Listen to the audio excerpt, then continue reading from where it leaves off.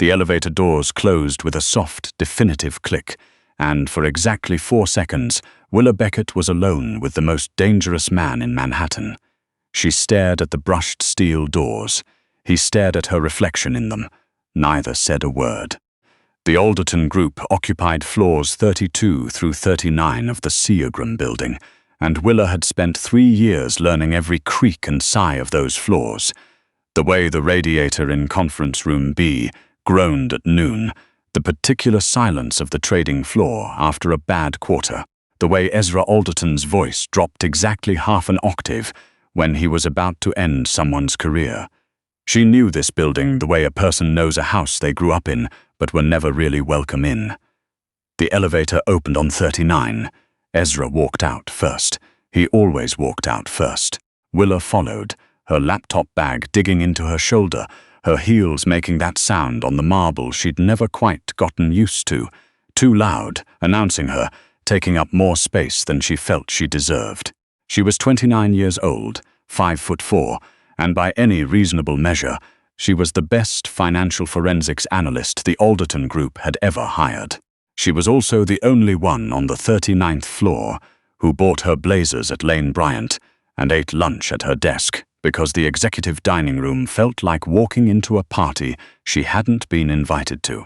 These two facts, her competence and her self-consciousness, had existed in careful, managed tension for 3 years, until the night of the Alderton Winter Gala changed everything.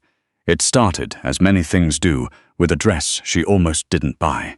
Her friend Simone had dragged her into a boutique on the Upper West Side 3 weeks before the gala, the kind of place with too much white space and not enough size range. Willa had stood near the door with her arms crossed, while Simone pulled things off racks with the confidence of a woman who had never once worried about whether something would zip. "This one," Simone had said, holding up a burgundy gown, floor-length, fitted. Through the bodice. The kind of dress that didn't apologize for anything. "That's not for me." "Why not?" Willa hadn't answered. She hadn't needed to. Simone had known her for 11 years and understood the particular geometry of that silence.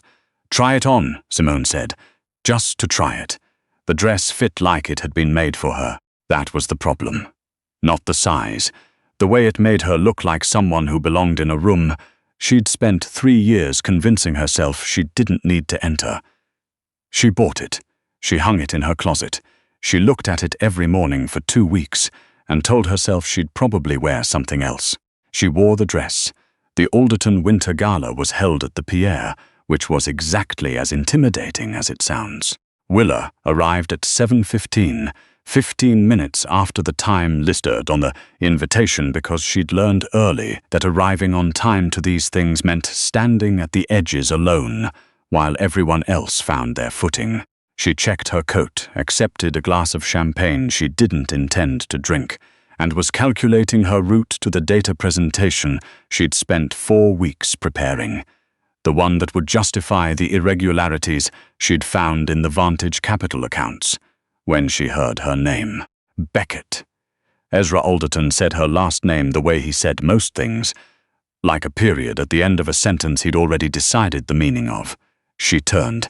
He was standing 6 feet away, and for a moment, just a moment, something moved across his face that she didn't have a category for. He recovered quickly. Ezra Alderton always recovered quickly. That was how he'd built a $9 billion asset management firm before he turned 42. "You're here," he said. "I'm on the presentation roster," she said. "Slides 12 through 18. I know what you're presenting." He took a step closer. Not close enough to be inappropriate, close enough to be noticed. "Who are you meeting after this?" Willa blinked. "I'm sorry you heard me." She had. The question was why he'd asked it, standing there in his perfectly tailored dark suit, a glass of scotch in his hand, looking at her with an expression she could not read, and had been trying not to think about for longer than was professionally advisable. "I'm not meeting anyone," she said. "I have an early morning in that dress," he said. "That seems like a waste." She didn't know what to do with that. So she did what she always did when she didn't know what to do with Ezra Alderton. She excused herself, found her seat, and spent the next 40 minutes giving the cleanest, most precise financial forensics presentation the Alderton Group's senior partners had ever seen. She told herself she imagined the way he watched her the entire time. She had not imagined it. The irregularities in the Vantage Capital accounts had started small. A rounding pattern in the quarterly transfers that shouldn't have been there, a lag in reporting cycles that didn't match the stated fund structure. The kind of thing most analysts would have smoothed over in a footnote and moved on. Willa had not moved on. She'd spent 6 weeks building a model that mapped every transaction Vantage Capital had run through Alderton clearing accounts over the past 4 years. What she found sat in a password-protected folder on her work laptop, like a small, quiet grenade. Vantage Capital was being used to move money. Not all of it, not obviously, but enough. Routed through 4 holding entities in Delaware and 1 in Luxembourg, timed to coincide with specific bond issuances. Cleaned through a series of fee structures that looked like administrative overhead from the outside and looked like something else entirely when you pulled the thread. The problem was that the thread led somewhere she hadn't expected. It led to a firm called Crestline Partners, and Crestline Partners was co-founded 14 years ago by a man named Douglas Hale, who currently served on the Alderton Group's own board of directors. Willa had sat with that information for 9 days.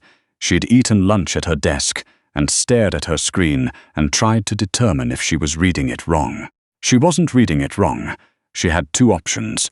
She could go to Ezra, which meant trusting that he didn't already know, which meant trusting him in a way she wasn't sure she'd earned the right to do. Or she could go outside the firm, which meant ending everything she'd built here and starting from zero somewhere else. She had been weighing those 2 options when Douglas Hale himself walked into her office. He knocked, which was more than most senior partners bothered to do when they came to the analyst floor. Miss Beckett. He had a politician's face, open, warm, the kind of face that made you feel seen without actually seeing you. I heard you gave an impressive presentation last night. Thank you, she said. I also hear you've been spending a lot of time on the Vantage accounts.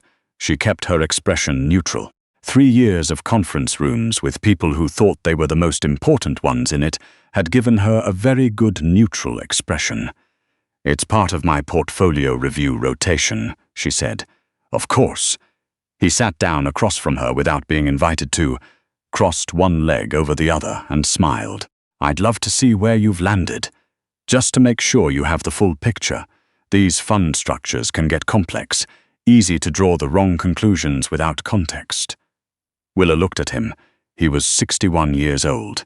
He had been on the Alderton board for 6 years. He had 3 honorary degrees and a charity named after his late wife, and a way of speaking that suggested he'd never once in his life been told he was wrong. I appreciate that, she said. I'll make sure to flag anything that needs context. After he left, she sat very still for a long moment. Then she picked up her phone and sent a single text to a number she'd saved 3 months ago and never used. I need 15 minutes, not on a Alderton line.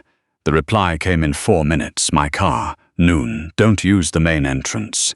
Ezra Alderton's car turned out to be a black Range Rover parked on 53rd Street with a driver who did not look at her when she got in and did not speak for the entire drive uptown. Ezra was already in the back seat, no jacket, sleeves rolled. He was looking at his phone when she got in, and he put it face down the moment she sat, which was a thing she noticed without meaning to. Talk, he said. Douglas Hale came to my office this morning, she said. He asked to see my Vantage analysis. Something shifted in Ezra's expression. Not surprise, something sharper than surprise. What did you tell him? That I'd flag anything that needed context. She paused. I've been sitting on what I found for 9 days because I didn't know if I could trust you with it. And now. He walked into my office and told me very politely that I was looking at something I wasn't supposed to see. Which means someone told him I was looking. She turned to face him directly. The only people with access to my project logs are HR and the direct reporting chain. You're the top of my reporting chain. The silence in the car was particular. The kind that had weight. "You thought I might be involved," Ezra said. "I considered it. Are you still considering it?" "You're in this car," she said. "If you wanted this to go away, there were easier ways." He looked at her for a long moment. Outside, the city moved past the tinted windows, cabs and scaffolding, and the unremarkable machinery of an ordinary Tuesday. "Show me what you found," he said. She opened her laptop. He didn't speak while she walked him through it. That was one of the things she'd observed about Ezra Alderton over 3 years. He was very good at being quiet when he was actually thinking, as opposed to the silence he deployed as theater in boardrooms. This was the real kind. She could feel him following each line of her model with the attention of someone who understood exactly what he was looking at. When she finished, he sat back. "How long have you been building this?" he asked. 6 weeks. "You did this alone. I didn't know who to include." He made a sound that was not quite a laugh. "Willa." It was the first time he had ever used her first name. She wasn't prepared for what it did to her composure. "The Luxembourg structure," he said. "I've been watching it for 2 quarters. I didn't have the clearing account data tied to it. You filled in what I was missing. You already knew. I knew something was wrong. I didn't know it was Hale." He paused. "He's been on my board for 6 years, I know. He had dinner at my house in September, I know." She hesitated. "I'm sorry." He looked at her again, that look she'd been trying to find the right name for. "You spent 6 weeks doing this alone because you weren't sure I wasn't part of it. Yes, most people would have just buried it. I'm not most people." Something shifted in his expression then. Slow, certain, like a door opening on a room he hadn't entered in a long time.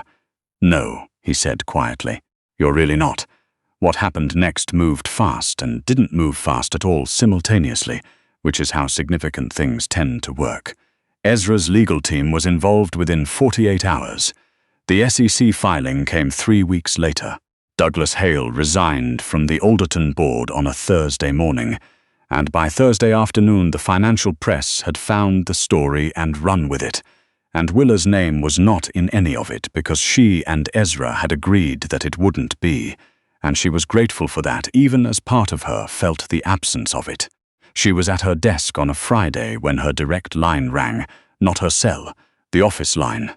"My office," Ezra said now. His office on 39 had floor-to-ceiling windows that looked north towards Central Park, and in December the light through them was the color of something just about to happen. Willa stood in front of his desk in a navy blazer that she'd bought because a colleague had once made a comment about her casual wardrobe, and she'd wanted something they couldn't say anything about. Ezra was standing at the window with his back to her when she came in. "Close the door," he said. She closed it. "Hale's attorney reached out this morning," he said, still facing the window. "They're building a narrative. They want to suggest that the analysis was motivated, that the person who flagged it had a personal agenda." Her stomach dropped. "That's not. I know it's not." He turned. "I'm telling you so you understand what they're going to try. It won't work. The data is the data. Your model is airtight. I've had 3 separate forensic accountants review it, and they all came to the same conclusions." He paused. "But it means this is going to get uncomfortable. I can handle uncomfortable." "I know you can." He said it simply, without the qualifier she'd spent 3 years waiting for. The "for someone in your position" or the "given the circumstances." Just, "I know you can." "I'm creating a new position," he said. "Director of Financial Integrity. Reports directly to me, sits on the Executive Risk Committee. I want you in it." Willa looked at him. She stopped. "Start it again. That's a significant offer. It's not charity," he said immediately, and she understood that he knew exactly what she'd been about to think. "The Hale situation made something clear to me that I should have already known. I have people on my executive floor who care about optics and people who care about numbers. I don't have enough people who care about what's actually true." He looked at her steadily. "You care about what's actually true?" "Yes," she said. "I do. Then this is where you should be." She was quiet for a moment. Outside, 39 floors below, the city continued at its indifferent pace. "You called me by my first name," she said. "In the car." He didn't pretend not to know what she meant. I did. You've never done that before. No, he agreed. He moved from the window, unhurried, and came around the side of the desk, not close enough to be inappropriate, close enough again to be noticed. I've been careful about a number of things where you're concerned. Her pulse was doing something she was going to need to have a word with it about later. Why? She asked. Because you work for me, because it would have been an abuse of the professional dynamic. He paused. Because you looked at me 3 years ago in an elevator, and you were the first person in longer than I could tell you who looked at me like a problem to be solved rather than a resource to be used. And I didn't know what to do with that. And now? Now you've made yourself indispensable in a way that makes the professional dynamic considerably more complicated, he said. Which means I need to ask you something. She waited. The gala, he said. The question I asked you. Who I was meeting after. Yes, he looked at her directly. I wasn't asking about your schedule. The light through the windows had gone that particular shade of winter afternoon gold. Somewhere below, a cab horn sounded and faded. I know, Willa said. And? She thought about the dress hanging in her closet for 2 weeks. She thought about standing in a boutique dressing room, looking at a version of herself she'd almost talked herself out of. She thought about 6 weeks of working alone in the dark because she didn't know who she could trust, and how that had turned out to be the thing that forced the question into the open. And I think, she said carefully, that the director of financial integrity position creates its own set of dynamics. It does. So that would need to be handled thoughtfully. I'm aware I'd need to report to the risk committee independently of, already in the structure, he said, and I won't be managed out of the role if things get complicated. Willa, there it was again. Her name in his voice, in his office in the December light. You just handed me evidence that dismantled a 6-year fraud scheme run by someone I trusted at my dinner table. The last thing I'm going to do is manage you out of anything. She held his gaze. She was 29 years old. She had bought a dress she almost didn't buy and worn it to a gala she almost didn't go to and asked a question she'd almost kept to herself. She had sat alone with a dangerous secret for 9 days and made a decision that could have ended her career and instead had opened a door she hadn't known to look for. Okay, she said. Okay to the position, or okay to the other thing. I haven't decided about the other thing yet, she said. I'd need more information. Something happened at the corner of his mouth. It was the most unguarded expression she'd ever seen on his face. That's fair, he said. Dinner, she said. Off-site. You can make your case Thursday. Wednesday. I have an early call Thursday.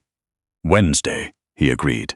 He extended his hand, and she shook it, and the handshake lasted exactly 1 second longer than necessary. When she left his office and walked back to the elevator and pressed the button for the 32nd floor, she stood in the small steel box and allowed herself exactly 5 seconds of being a person who had just changed the course of her own life. The doors opened. She walked out. She sat down at her desk. She opened her laptop and started building the framework for the Director of Financial Integrity role, because some things didn't wait, and she had always done her best thinking when there was real work to anchor it. On her screen, the cursor blinked in the empty document. She began to type. She had learned something in 6 weeks of working alone in the dark. The truth was always there, patient and exact, waiting for someone with the nerve to look at it directly. She was the kind of person who looked. It turned out that was exactly enough.